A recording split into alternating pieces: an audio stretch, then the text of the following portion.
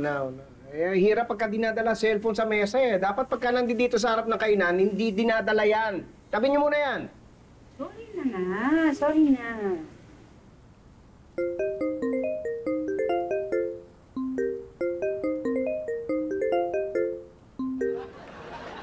Hello, Janice? Oo. Napakisabi na lang kay Vincent na tapusin niya na yung research para pag pinresent kay Mr. Tolentino, kompleto.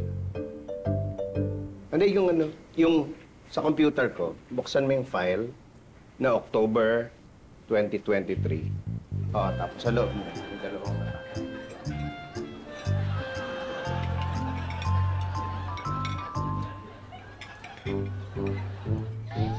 Hindi, yun na lang muna.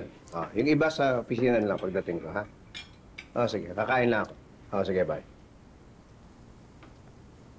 Oh, tapos na kayo? Opo, Tay. Ang tagal niyo eh. Pasensya na. Importante. Yan ang problema pag dinadala ang cellphone sa mesa eh. Pag kumakain, walang ganyan.